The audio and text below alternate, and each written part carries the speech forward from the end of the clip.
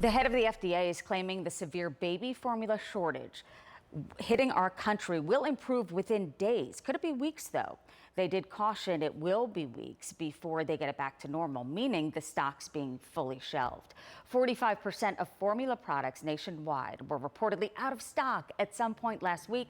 If you're a parent who uses formula, you know this already. It's forced some parents to resort to extreme measures like rationing or diluting to get by.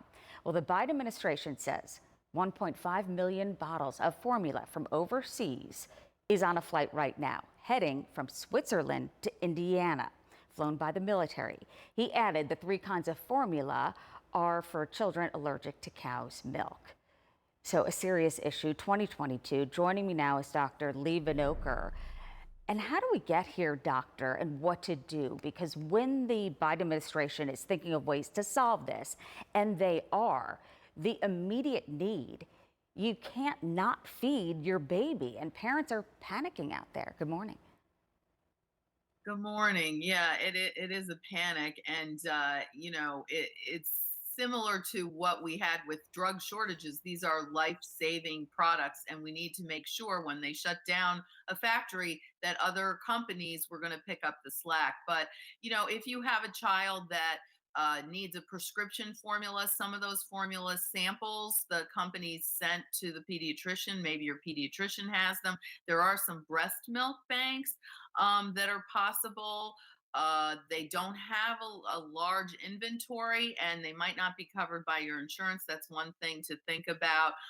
Kids that don't need special formula, that maybe yours is dwindling, it's easier to switch them if you found some other type of formula, and you can always like do it gradually, like Mhm. 25% of the new formula and then work your way up 50%, 70 to get their stomachs used to it. But that's not a problem. But the biggest problem, you're right, is for these kids that have these severe allergies. And I think that's why they're airlifting those first, because those children don't have any other options. And sometimes they Mhm. have to be hospitalized and get Right. IV nutrition.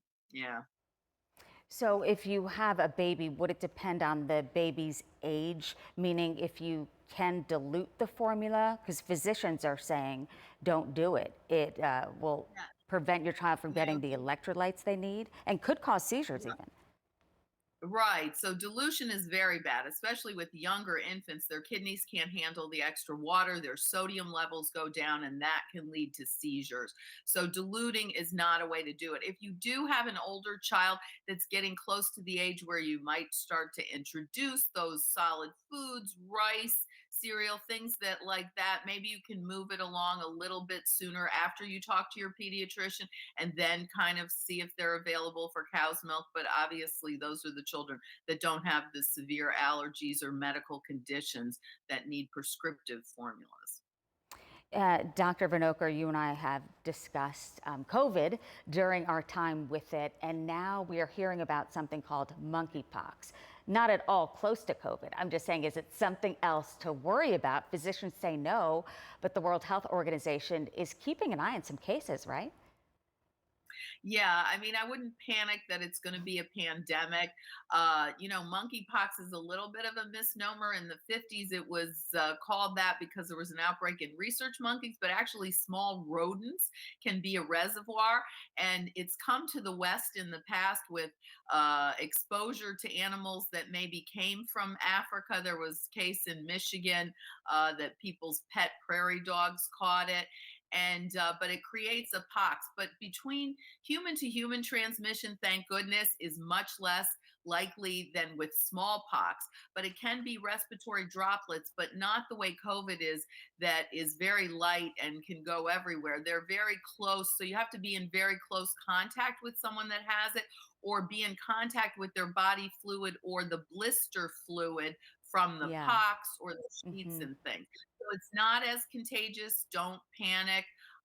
But it's Hmm. usually, the case in Massachusetts came, a guy in Canada came, Okay. he was coming from Canada, and Canada has more cases, but occasionally the outbreaks in Hmm. the West to occur, but it's not going to be a pandemic at this point. No. Yeah, and it's a virus in the same family as smallpox, so they're saying the vaccine is 85% effective there. Dr. Leigh, always a pleasure. Thank you.